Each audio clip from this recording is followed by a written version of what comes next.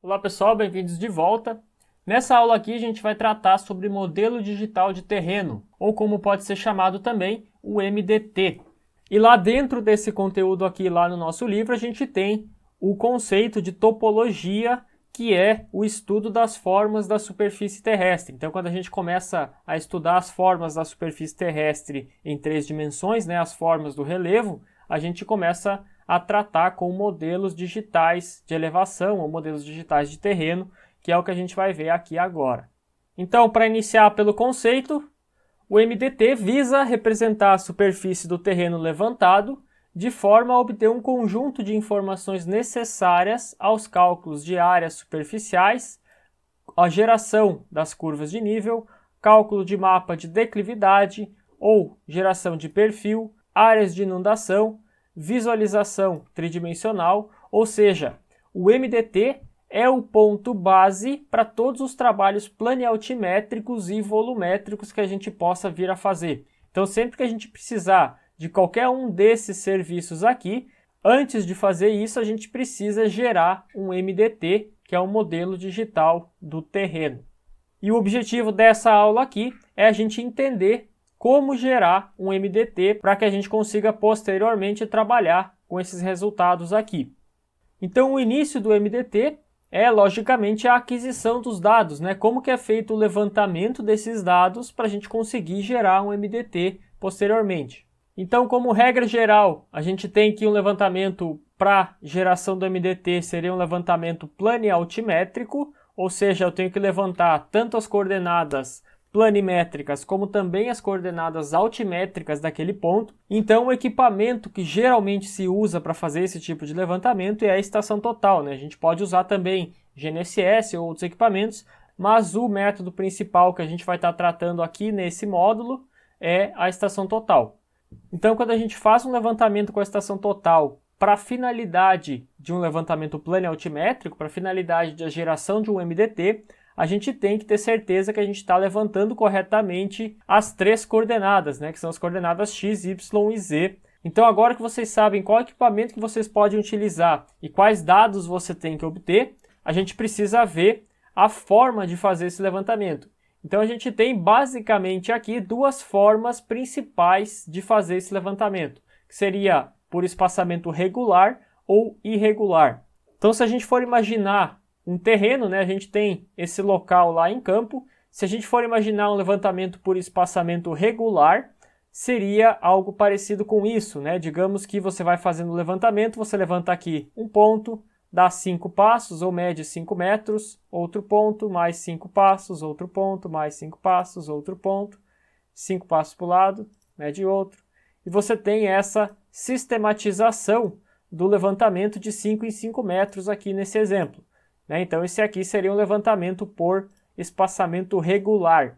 Nesse caso aqui, o operador que está segurando o prisma, ele não tem que se preocupar muito com as quebras do relevo, né, com as quebras do terreno. Ele tem que se preocupar em seguir esse espaçamento regular e fazer um ponto a cada 5 passos, né, ou um ponto a cada 5 metros, para que essa regularidade aí seja seguida. Por outro lado, a gente pode também fazer um levantamento de forma irregular. E aí o operador que estiver segurando o prisma, ele tem que entender muito bem como que é o processo da geração de um modelo de terreno para que ele consiga levantar os pontos corretos lá em campo.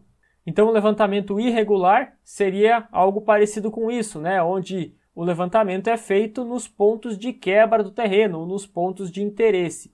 Nesse levantamento aqui, o auxiliar que estiver segurando o prisma, ele tem que conhecer muito bem das técnicas de geração de modelo de terreno, porque ele vai precisar levantar lá em campo todas as quebras do relevo, né? Se ele deixar alguma quebra de lado, essa quebra ela não vai ser representada depois. Então, a quantidade e a qualidade dos pontos é o que vai definir a qualidade do resultado final. Então, quanto mais pontos e quanto mais bem localizados esses pontos tiverem, melhor vai ser o resultado, né? Melhor vai ser o modelo digital de terreno que vai ser gerado no final. Para a gente ver um exemplo disso, eu separei aqui um perfil para a gente trabalhar com os pontos de interesse, né? Obviamente que a gente está trabalhando aqui com um perfil para eu dar esse exemplo para vocês. Então digamos que eu vou fazer o levantamento desse local aqui, e eu preciso levantar tanto as coordenadas planimétricas quanto as coordenadas altimétricas para depois eu representar no software esse relevo aqui. Esse aqui é o relevo real que existe lá no terreno. Então eu fui lá para campo e eu decidi que eu vou fazer um levantamento regular. Eu vou medir 5 metros horizontais e vou levantar um ponto. A cada 5 metros na distância horizontal eu vou colocar um ponto e aí a gente vai ver como que vai ser gerado esse modelo aqui depois. Então eu fazendo isso, a gente tem aqui todos os pontos com espaçamento regular. Então essa distância aqui, que seria a distância horizontal de cada um dos pontos, é, nesse caso aqui, nesse exemplo, de 5 metros, né?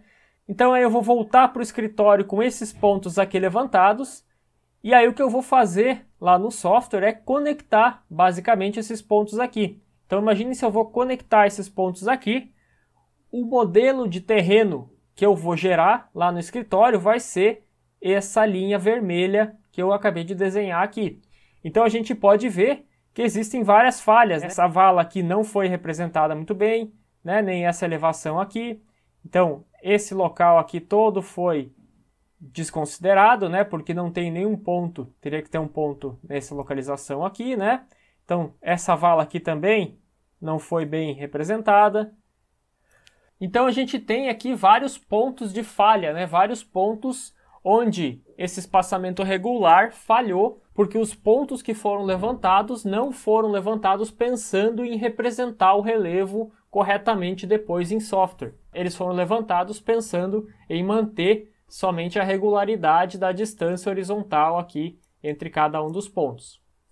Então agora aqui embaixo eu vou dar um outro exemplo para vocês, como que a gente poderia levantar esse local para que a representação ficasse mais fiel com o local real, né, com a situação real do terreno.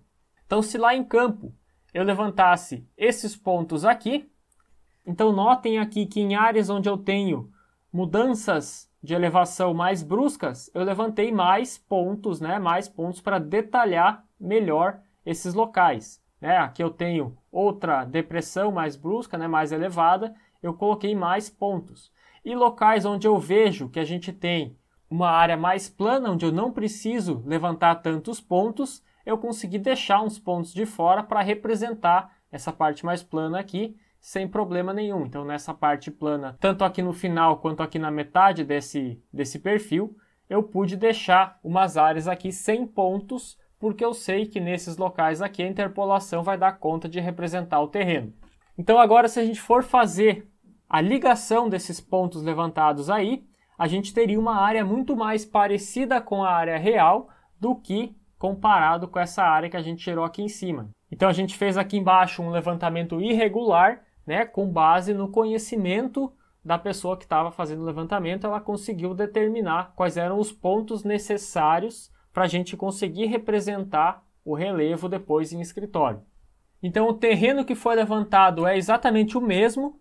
Os pontos que foram levantados, aqui no segundo caso a gente tem apenas uma pequena quantidade de pontos a mais do que no primeiro caso, porém a qualidade dos pontos levantados no segundo caso, eles permitiram que a gente pudesse representar esse relevo de forma muito mais fiel ao relevo original, né, ao local real que existe lá em campo. Obviamente que isso aqui é um exemplo, né? Eu estou dando o exemplo aqui para vocês em forma de perfil.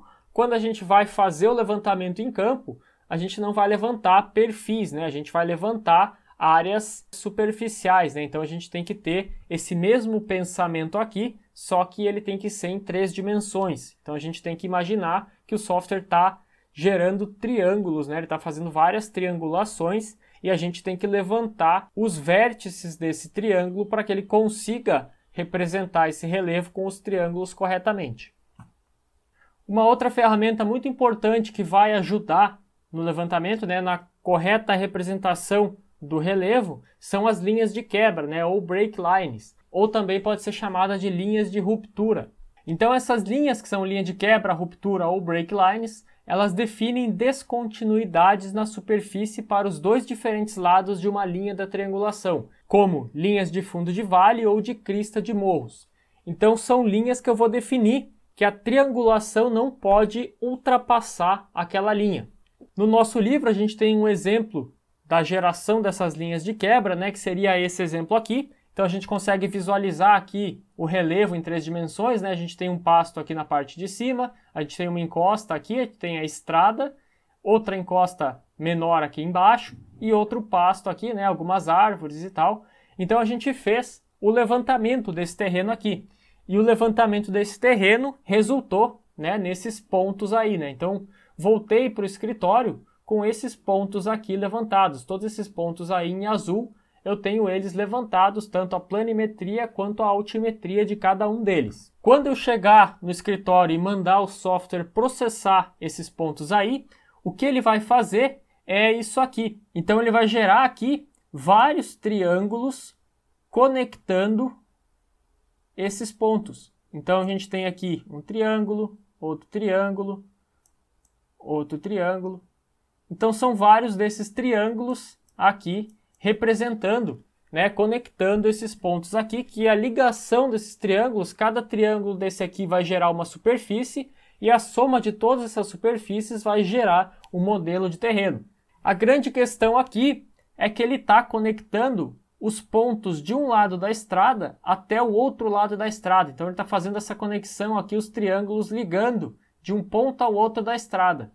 Quando eu gerar esse modelo aqui, nesse local, a estrada está sendo completamente desconsiderada, né? Porque não tem nenhum ponto aqui para eu conectar, né? Para eu gerar triângulos a partir desse ponto aqui. Então ele acabou ligando lá do outro lado da estrada, que não é uma conexão correta, né? Então eu quero controlar essas conexões aqui e a gente vai criar linhas de quebra para que essas interpolações aqui não ocorram. E aí a gente vai ter um resultado parecido com esse, né? Foram criadas linhas de quebra exatamente aqui nesse local e outra linha de quebra aqui, que é o que não permitiu que os pontos fossem interpolados entre um lado e outro da estrada. Então o software deu um jeito aqui de gerar triângulos somente aqui na encosta, né? Sem ultrapassar essa linha de quebra. E aqui do outro lado, da mesma forma, né, ele deu um jeito de gerar vários triângulos aqui na encosta também, sem ultrapassar a estrada, né, onde não deveria. E aqui também, na própria estrada, ele fez aqui 2 triângulos grandes, né, esse aqui e outro lá, somente a partir dos 4 pontos que a gente tinha levantado aqui na estrada. Então essa representação é muito mais fiel à situação real de campo do que essa representação aqui. Então a correta utilização dessas linhas de quebra também vai ajudar a definir, né, a qualidade desse modelo. E uma coisa importante é que essas linhas de quebra elas têm que ser levantadas em campo. Então esse ponto aqui em cima, ele foi levantado em campo, esse ponto aqui também foi levantado em campo, esse aqui também, e assim como esse aqui. Então os 4 pontos foram levantados em campo. Então o que eu tenho que saber é que quando eu fui para campo, eu levantei esses 2 pontos já pensando que no escritório eu vou gerar aqui uma linha de quebra. Então, no meu croquis de anotação, eu tenho que anotar lá que esses 2 pontos aqui eles têm que ser conectados para gerar uma linha de quebra. Então, esse pensamento é bem importante, porque quando a gente vai para campo, a gente já tem que estar pensando em como que a gente vai fazer para processar aqueles dados para conseguir representar aquilo da melhor forma possível. Então, em campo, você já tem que estar imaginando como vai ser feito o processamento desses dados. Aqui a gente tem o resultado, né, como ficaria aquela situação ali. Então, gerando as curvas de nível aqui sem as linhas de quebra, a gente teria uma situação parecida com essa. A estrada passa aqui embaixo e as curvas de nível elas não estão representando fielmente aqui a situação da estrada. E a partir do momento que eu insiro essas linhas de quebra, a minha situação já se altera, né, e eu tenho uma situação muito mais real com a situação correta lá no local em campo. Então aqui eu consigo ver que as linhas de quebra, tem uma linha de quebra aproximadamente aqui nesse lugar e tem outra linha de quebra aproximadamente por aqui. E essas linhas de quebra fizeram com que as curvas representassem muito melhor aqui a situação da estrada do que na situação anterior. Beleza, pessoal? Espero que tenha ficado claro aí para vocês. Qualquer dúvida, entre em contato com a gente e até o próximo vídeo.